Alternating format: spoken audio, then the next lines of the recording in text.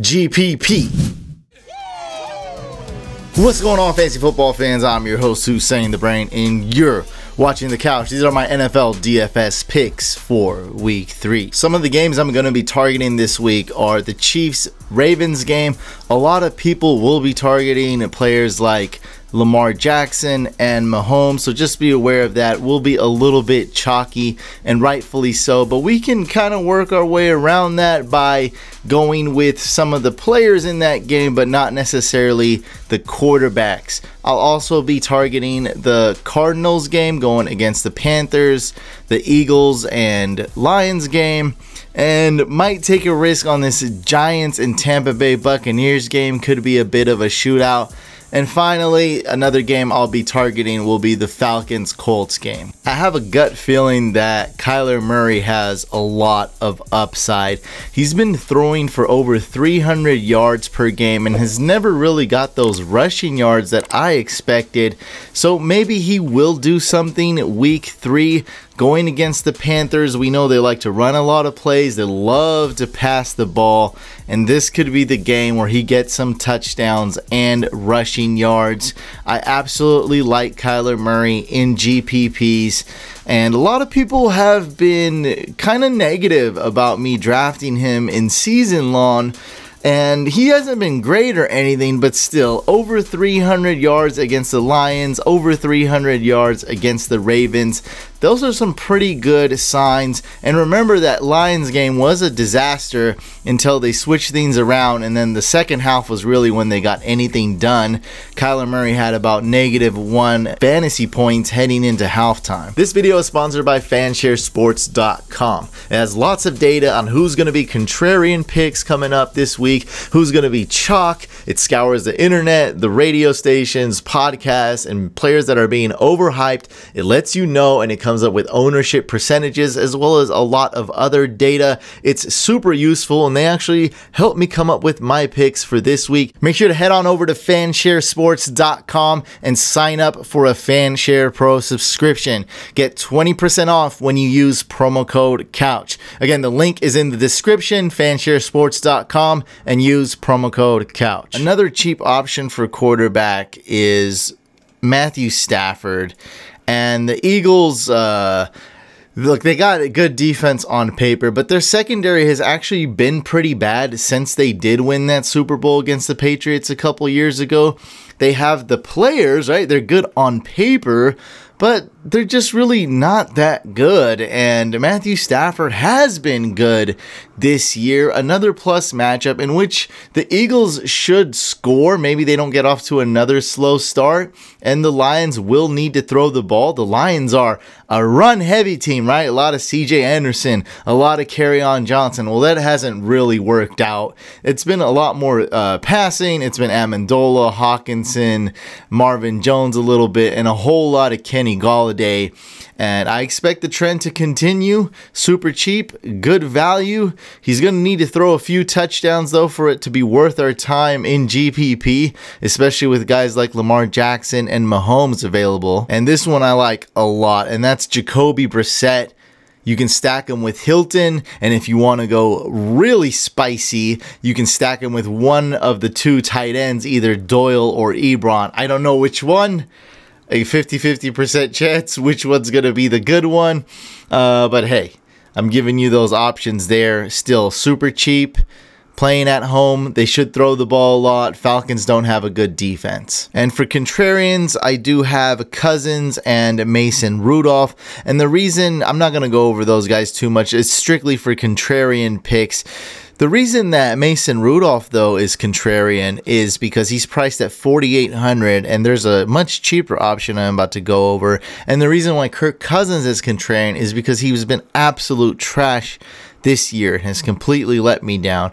And the cheap option, the punt of the day at quarterback, is Kyle Allen. Not going to be able to find him scrolling because he is minimum priced. And so that is Kyle Allen, starting quarterback for the Panthers. He should bring back value. Don't know if he's going to be a top 4 quarterback, which is what we need in GPPs. But this is going to be chalk. He's going to be super cheap. Going to be a great punt. Not someone I'm going to have in too many lineups, but I definitely did want to talk about him. Moving on to running backs. I like Saquon Barkley. A little bit contrarian. There are going to be some more running backs owned much more heavily than Saquon. I project he'll get 10 receptions this game. That's right. I think he's going to get a ton of targets, be heavily used in the pass game. You look at the Bucs, and they've actually been good against the run, but can they really defend a pass catching running back?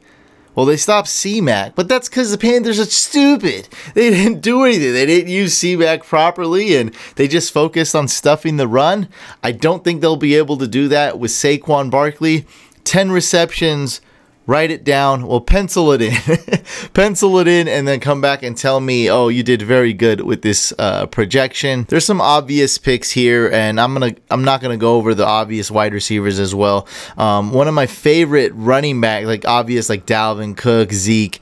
Obviously good matchups. David Johnson, though, could be an extremely good value, much cheaper than those guys I mentioned who are around $9,000 on DK. David Johnson is super cheap. He'll be able to run. He'll be able to catch. And, man, the price is right. Could be a lot of scoring, at least for the Cardinals. They should be able to move the ball quite a bit. Maybe 400 total yards for the Cardinals offense. That's really not a stretch. Then I wanted to talk about Chris Carson, because he's had the fumbleitis, right? But Rashad Penny just hurt his hamstring on Friday, just before I hit record on this video.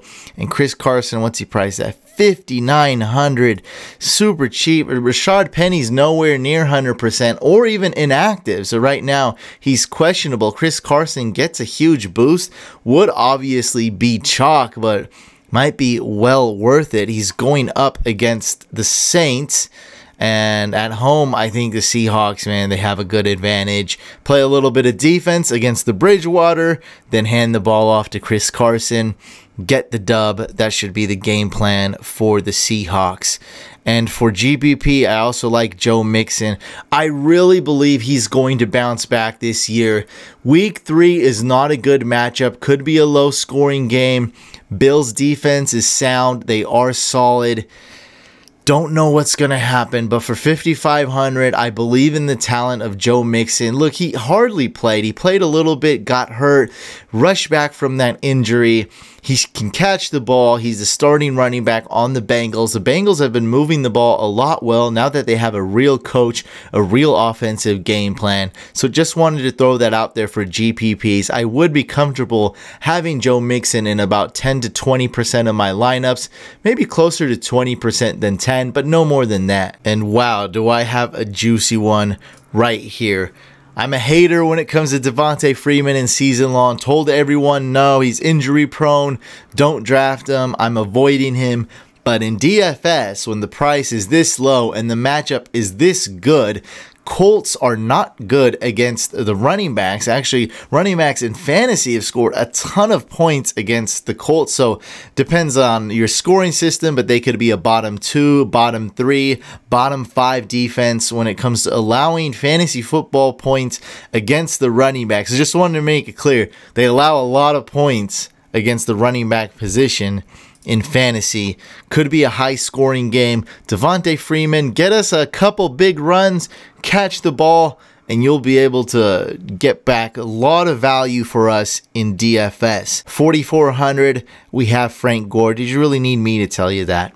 Devin Singletary is out. Frank Gore is going to outlive all of us. He's the running back vampire. He's still got it, folks. Some super cheap options. 3,900. Miles Sanders going against the Lions. Good matchup. And Tony Pollard. I like this one right here.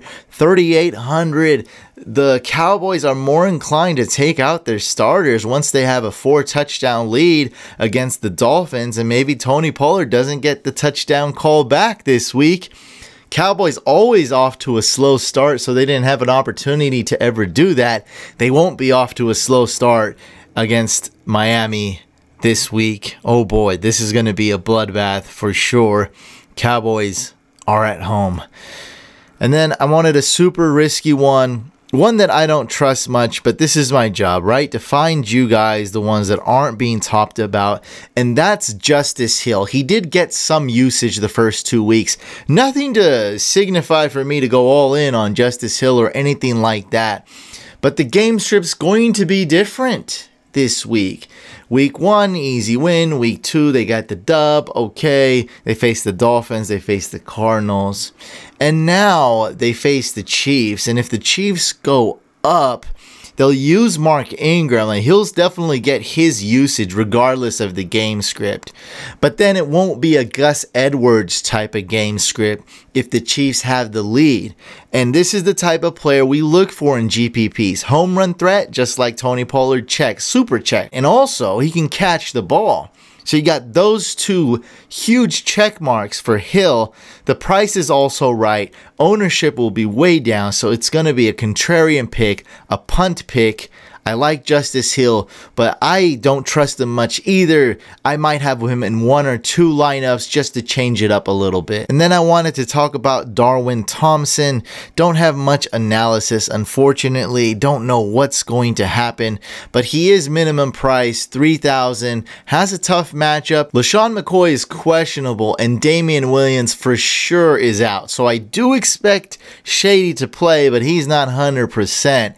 And then we have Darwin Thompson, who we haven't seen, should get some run. Definitely worth it if you're trying to find a punt, a minimum price running back, and should return value if he gets 7 or 8 touches, and probably get way more than that. I'm thinking of spending up at the other positions, maybe even tight end. Might spend up on quarterback sometimes, and spend up on running back. And wide receiver is where I'm going to save. I like Hopkins, I like Adams, Cooper's okay, Mike Thomas okay, Julio's okay. Like, all these guys are good. Keenan Allen's good. I think we can save, and I think there's a lot of really good options. Here's a guy who's grossly underrated for some reason, and that's Calvin Ridley, priced at, what's he priced at? $5,300. Calvin Ridley, this is a game we're targeting right here. Could be a shootout. And I skipped over Hollywood Brown. My God, is Hollywood Brown and Mark Andrews balling so hard, getting more and more targets, more and more receptions, more and more snaps. Hollywood Brown is, and this game script is pretty good for him. I don't think any of the Chiefs cornerbacks will be able to stop him. A little bit worried if he'll get hurt if he's so small, but in DFS, we don't worry about stuff like that. And now we have a Sterling Shepard. Oh man, I'm really targeting this Giants-Bucks game. 4,900. I think he'll be a little bit overlooked because we got cheaper options, we got more expensive options, and then we have Sterling Shepard, who's completely unproven, and even more so, not coming back from that concussion, and has a new quarterback. Look, it's got to be an upgrade going from Eli to Daniel Jones. I think Eli's career is over. At least it should be. He's got plenty of years to prove himself, and it's just been bad year after bad year after bad year for Eli. Let's see what Daniel Jones can do. Great matchup against the Buccaneers, by the way.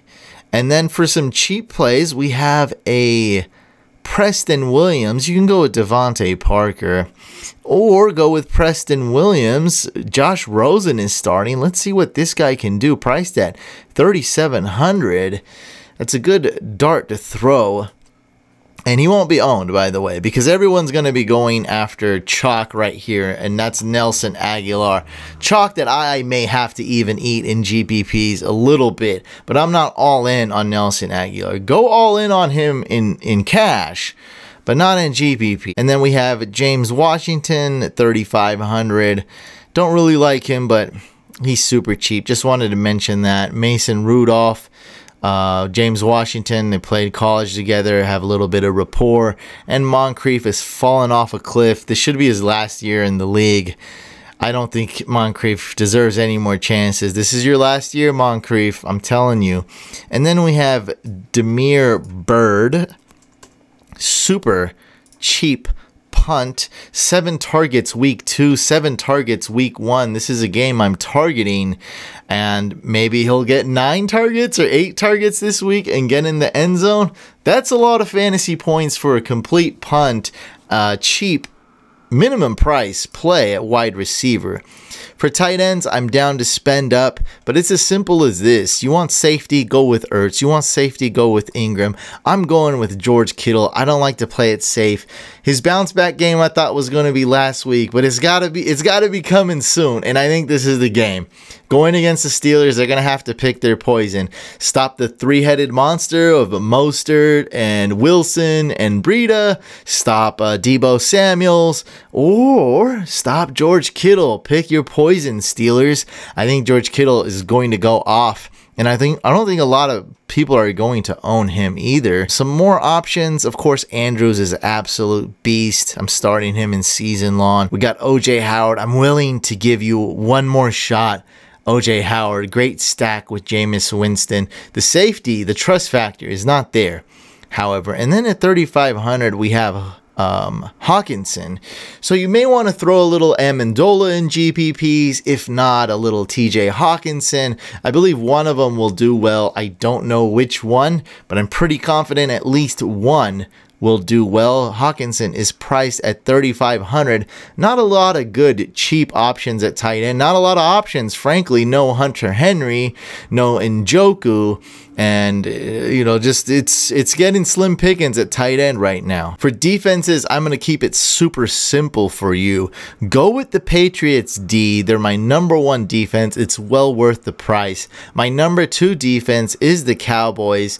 They're going to be pretty good as well. Don't know about this Rosen garbage time thing. These games are tough to predict what's going to happen in the fourth quarter. Is it going to be a Brett Maher show? Is it going to be a Tony Pollard show? Will the Dolphins score any points? I don't know. That's why I like the Patriots going against a third string quarterback. I'll give you some more options, but spend up, get one of those two.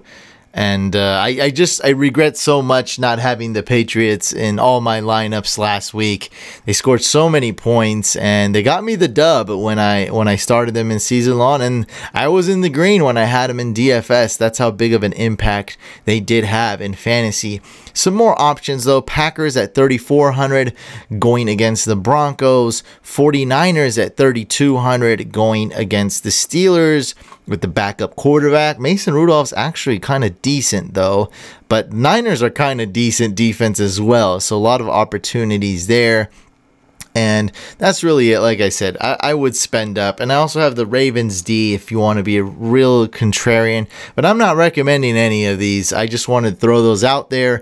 If you did want to know some cheaper plays, I do not trust the Ravens D. Make sure you guys do check out fansharesports.com or just follow the link below in the descriptions. When you get a Fanshare Pro subscription, use promo code COUCH. It really helps support this channel out. Make sure to subscribe to this YouTube channel. Just hit that couch icon over there. We also have a second YouTube channel. What are you doing? Subscribe to that as well, please. I need the subscribers. Subscribe to Fantasy Couch Podcast. Hit this video with a thumbs up if you enjoyed it. Thumbs down if you didn't. I wish you all good luck in DFS this week, and I'll catch you on the next video / live stream.